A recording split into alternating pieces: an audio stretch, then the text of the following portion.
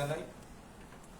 আপনারা জানেন 1 ফেব্রুয়ারি নভেম্বরের জন্য নির্মলা সীতারামন যে বাজেট স্পর্শের পর থেকে দলীয়ভাবে আমরা এটার প্রচার প্রসারের জন্য প্রদেশ স্তরে টিম গঠন করা হয়েছে, ন্যাশনাল স্তরেও আছে। সেই প্রচার প্রসারের অঙ্গ হিসাবে আজকে আপনাদের সামনে উপস্থিত হয়েছে নগর এবং আবাসন বিষয়ক প্রতিমন্ত্রী শ্রী টোকন সাহুজি। উপস্থিত আছে বাজেটের প্রচার প্রসারের যে স্টেট টুলি হয়েছে, স্টেট টুলির অঙ্গ হিসাবে শ্রী রেবতী ত্রিপুরা প্রাক্তন সাংসদ ডক্টর জওহরলাল সাহা, ইন্টেলেকচুয়াল সেলের কনভেনার, এবং সুপ্রিয়া দাস দত্ত, জেলা সভাধিপতি। আজকের এই সাংবাদিক সম্মেলনে বাজেট বিষয়ে আপনাদের সঙ্গে সম্বোধন করেন মাননীয় কেন্দ্রীয় মন্ত্রী। আমি ওনাকে অনুরোধ করছি আজকে আপনাদের সামনে ওনার বক্তব্য বিস্তারিতভাবে তুলে ধরা। केंद्रीय बजट 2026-27 के इस प्रेस कॉन्फ्रेंस में उपस्थित सभी पत्रकार साथियों का मैं बहुत सम्मान के साथ अभिनंदन करता हूं। आप सबको नमस्कार करता हूं। मंच पर विराजमान हमारे बहुत ही यशस्वी पूर्व सांसद श्री रेवती जी मंच पर विराजमान हैं। श्री सुनील सरकार जी प्रदेश मीडिया के प्रभारी, टोली के सदस्य श्री जवाहरलाल साहा जी बौद्धिक प्रमुख प्रकोष्ठ, श्रीमती सुप्रिया दास दत्ता जी जिला सभाधिपति मंच पर विराजमान है। सभी पत्रकार साथी, जैसा कि हमारे सरकार ने बताया, केंद्रीय बजट 2026-27 1 फरवरी को केंद्रीय मंत्री श्रीमती निर्मला सीतारमण जी के द्वारा पेश किया गया। यह बजट एक ऐतिहासिक बजट है। कर्तव्य बल से पेश किया गया यह देश का पहला बजट है। यह बजट विकसित भारत 2047 के संकल्प को गति और शक्ति देने वाला बजट है। मैं पहले देश में बजट को क्या मिला, उसके बाद अपने मंत्रालय से, उसके बाद हमारे त्रिपुरा प्रदेश को जो बजट में अलॉटमेंट हुआ उसके बारे में आपके सामने विस्तार से बात मैं रखूंगा। साथियों, यह कर्तव्य भवन से प्रस्तुत किया जाने वाला देश का पहला बजट है। यह दुविधा के स्थान पर निर्णय और लोक भवन के स्थान पर जन कल्याण को प्राथमिकता देने वाला बजट है। आत्मनिर्भरता को ध्रुवतारा मानते हुए यह बजट संरचनात्मक सुधारों और राजकोषीय संयम पर केंद्रित है ताकि हर नागरिक तक रोजगार और सेवाओं का लाभ पहुंचे। युवा नेतृत्व, यह बजट विकसित भारत युवा नेतृत्व संवाद 2026 से प्रेरित है और युवा शक्ति पर यह बजट आधारित है। इस बजट में 3 कर्तव्य के माध्यम से हम अपनी बात रखना चाहेंगे। पहला, सतत वृद्धि, उत्पादकता बढ़ाकर और अर्थव्यवस्था को मजबूत कर विकास को तीव्र करना। दूसरा, क्षमता निर्माण, जन आकांक्षाओं को पूरा करना ताकि वे भारत की समृद्धि में भागीदारी बने। तीसरा, प्रभावी सुशासन, एआई और उन्नत तकनीकों का उपयोग कर सुशासन को प्रभावी बनाना। रिफॉर्म एक्सप्रेस और विश्वास आधारित शासन, सुधारों की गति। स्वतंत्रता दिवस 2025 के बाद से रिफॉर्म एक्सप्रेस के तहत 350 से अधिक सुधार लागू किए गए हैं। विनियामक सुधार, एक उच्च स्तरीय समिति सभी गैर विनियमों में समीक्षा कर ईज ऑफ डूइंग बिजनेस को बढ़ाएगी। जन विश्वास अधिनियम 2.0 के जरिए छोटे अपराधों को अपराध मुक्त कर ईज ऑफ लिविंग बढ़ाई जाएगी। तकनीकी सुरक्षा, उभरती तकनीकों के लिए सेफ हार्बर प्रधान निवेश को प्रोत्साहित करेंगे। इसमें इस बजट में राज्यों को जो सहयोग है, 16वें वित्त आयोग की सिफारिश पर कर वितरण का 41% हिस्सा राज्यों को दिया जाएगा और 1.4 लाख करोड़ का अनुदान प्रदान किया जाएगा।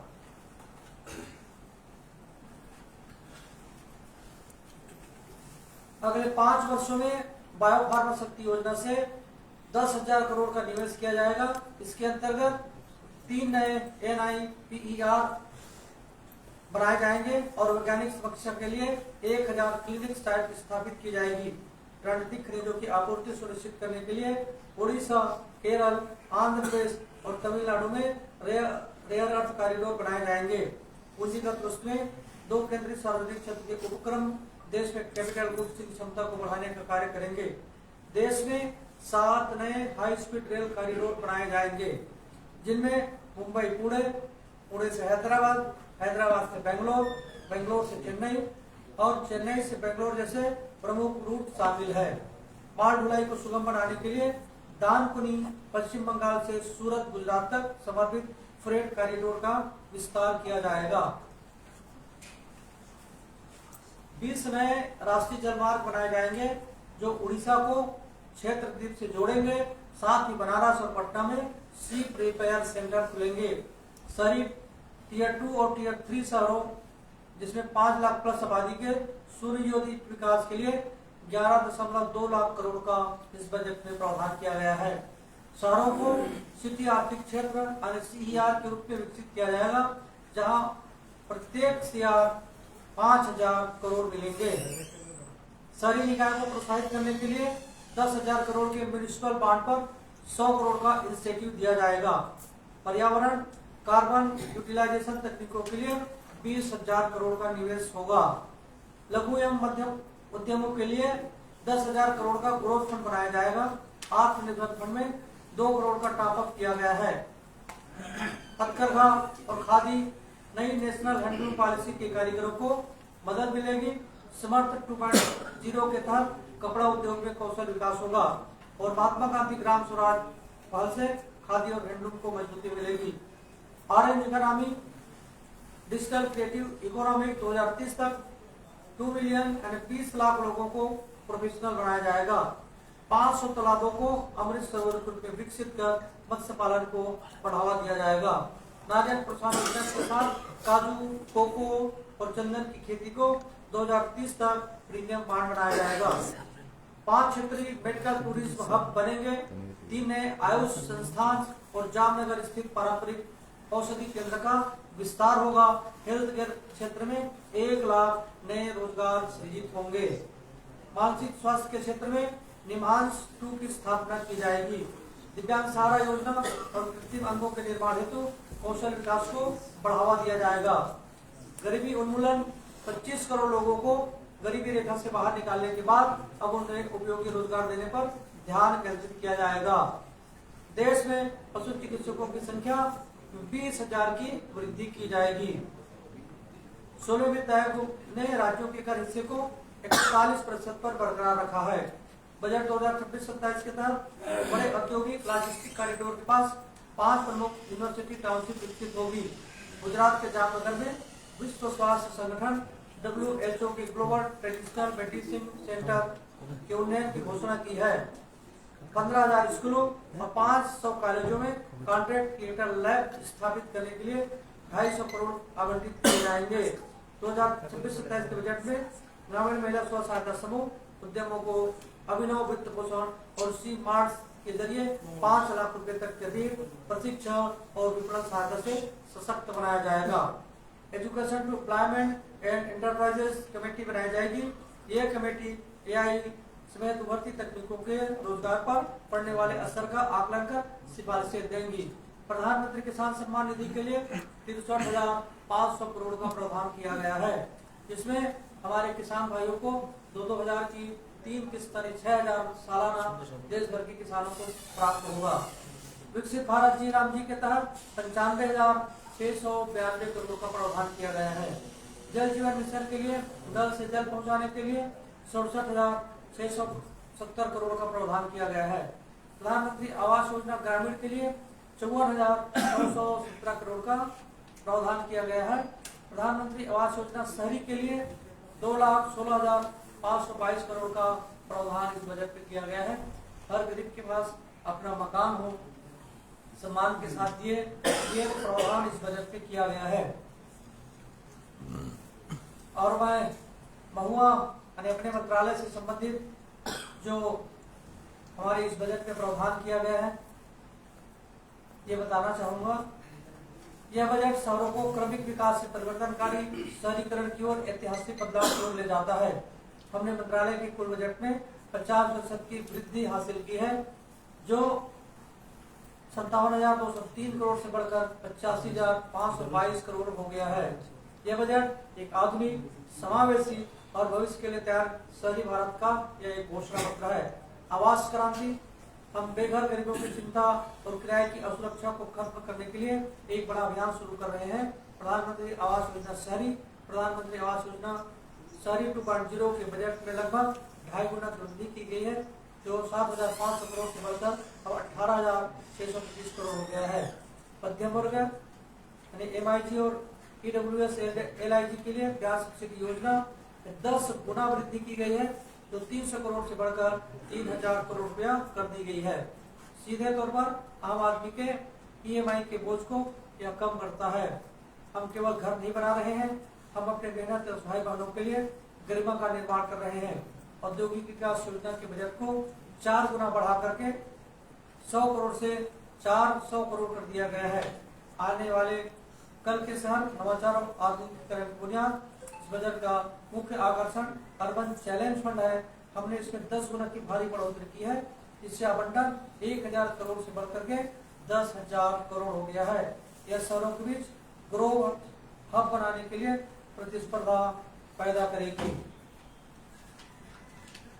National urban digital mission 300 crore का निवेश कर रहे हैं। सिटीज 2.0 के फंडिंग को 6 गुना बढ़ा करके 300 करोड़ रुपया कर रहे हैं। सभी के लिए गतिशीलता, मेट्रो और ग्रीन ट्रांजिट, हम मेट्रो परियोजनाओं के लिए 28,740 करोड़ आवंटित कर रहे हैं। क्षेत्रीय कनेक्टिविटी को बढ़ावा देने के लिए NCRTC का आवंटन बढ़कर 2200 करोड़ हो गया है। हरित गतिशीलता की दिशा में PM सेवा योजना का आवंटन बढ़ाकर 500 करोड़ कर दिया गया है। कमजोर वर्ग के लिए सहायता, रेहड़ी पटरी उद्यमियों के साथ PM स्वनिधि, हमने स्ट्रीट वेंडर्स के लिए फंडिंग में 57% की वृद्धि करते हुए 900 करोड़ आवंटित किए हैं। शहरी आजीविका, दीनदयाल जन आजीविका योजना का बजट दोगुने से अधिक होकर के 530 करोड़ से भी ज्यादा हो गया है। जल सुरक्षा और स्वच्छता, स्वच्छ और जल सुरक्षित शहर, अमृत आवंटन 8,000 करोड़ पर मजबूती के साथ टिका है, ताकि हर घर नल से जल सुरक्षित हो सकेंगे। स्वच्छ भारत मिशन शहरी, कचरा मुक्त शहरों की गति बनाए रखने के लिए SPM शहरी बजट को 2500 करोड़ कर दिया गया है। बुनियादी ढांचा और कार्यान्वयन शक्ति, CPWD देश की प्रमुख निर्माण एजेंसी केंद्रीय लोक निर्माण विभाग को 3,640 करोड़ का बढ़ा हुआ बजट आवंटन मिला है, ताकि बुनियादी ढांचे के लक्ष्यों को बिना किसी देरी के पूरा किया जा सके। साथियों, त्रिपुरा के लिए जो बजट में किया गया है और UPA की सरकार के समय 2004 से 14 के बीच में और 2014 से अब तक के हमने बजट में क्या वृद्धि किया है, इसको मैं तुलनात्मक भी आप सबके सामने बताना चाहूंगा।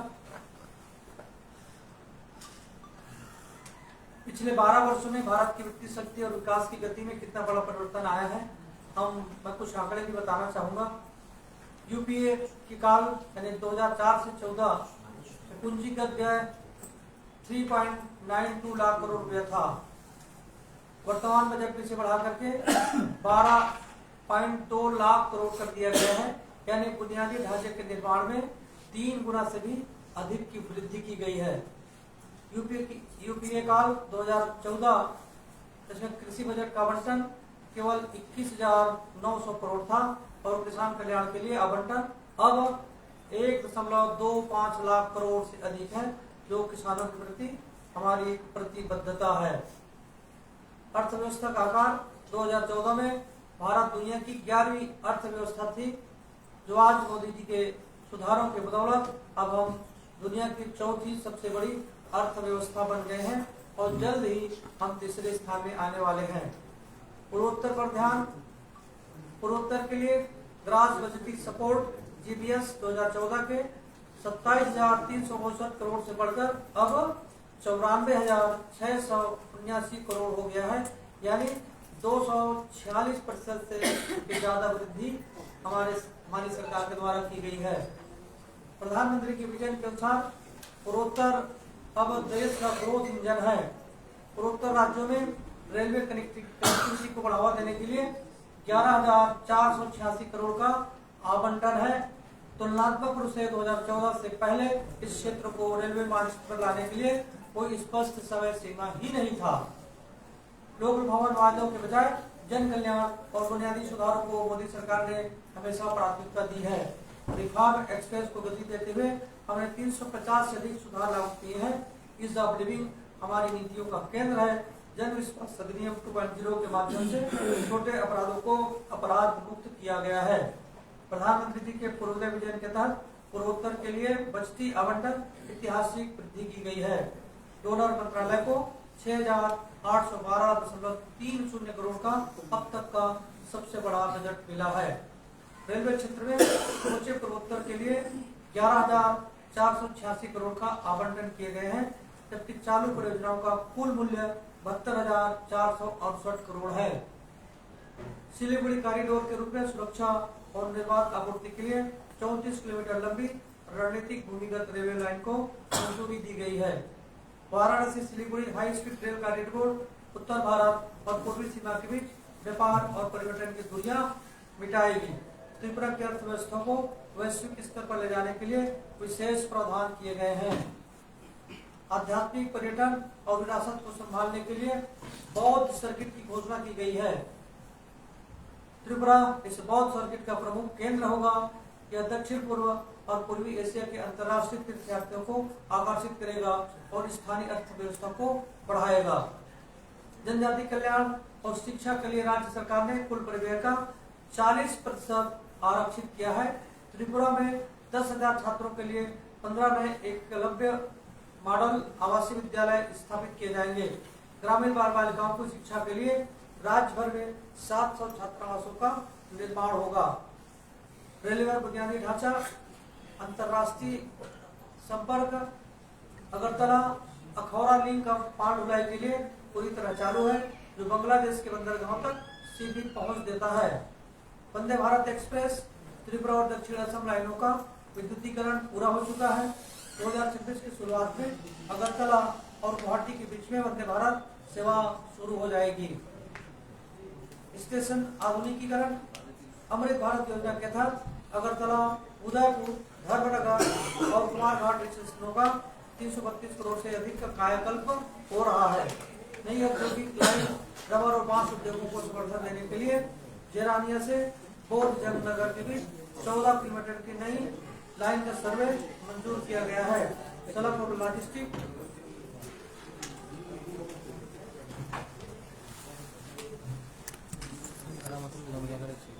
विस्तार 530 किलोमीटर से अधिक के 6 राष्ट्रीय राजमार्गों का कार्य प्रगति पर है।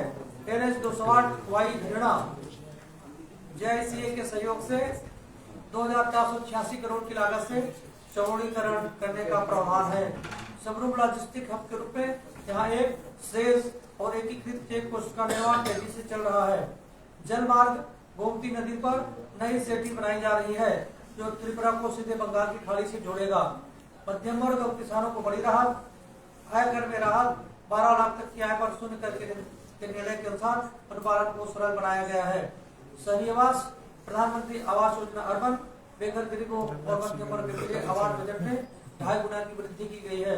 भारत विस्तार योजना के तहत त्रिपुरा के किसानों के लिए बहुभाषी AI टूल लॉन्च किया जाएगा, जो स्थानीय भाषा में मौसम और खेती की सलाह देगा। अगरउड त्रिपुरा में ऊद की खेती के लिए विशेष निर्यात सहायता, महिला सशक्तिकरण को बढ़ावा देने के लिए लखपति दीदियों के उत्पादों के लिए सी मार्ट नामक रिटेल आउटलेट खुलेंगे। यह बजट त्रिपुरा को केवल उत्तर पूर्व का प्रवेश ही नहीं, बल्कि एक आधुनिक व्यापारिक और सांस्कृतिक केंद्र बनाने की सरकार की प्रतिबद्धता का प्रमाण है। यह बजट त्रिपुरा को लॉजिस्टिक हब बनाने का एक ब्लूप्रिंट है। जहां यूपीए सरकार के समय पूर्वोत्तर केवल पॉलिसी का हिस्सा था, वही मोदी सरकार ने यह परफॉर्मेंस और प्रायोरिटी का केंद्र है। अगरतला से अखौरा तक और रबर से लेकर IIT तक त्रिपुरा विकसित भारत का प्रमुख स्तंभ बनेगा। मैंने संक्षेप में बजट की बात कही। मैं सभी पत्रकार साथियों का एक बार फिर से स्वागत अभिनंदन करते हुए अपनी बात पूरा करता हूँ। धन्यवाद। सर आपने कहा है कि 2026 की शुरुआत में अगरतला गुवाहाटी वंदे भारत का इसके बारे में क्लियरिफाई कीजिए और कौन वंदे भारत अगरतला से गुवाहाटी गुवाहाटी पूरे देश भर में वंदे भारत के लिए सरकार काम कर रही है। और आपने देखा होगा कि रेलवे कनेक्टिविटी के क्षेत्र में पूरे देश में पहले जो बजट आवंटन होता था उसके कई गुना ज्यादा बजट आवंटन हो रहा है। अब वंदे भारत की भी सौगात त्रिपुरा को मिलने वाला है।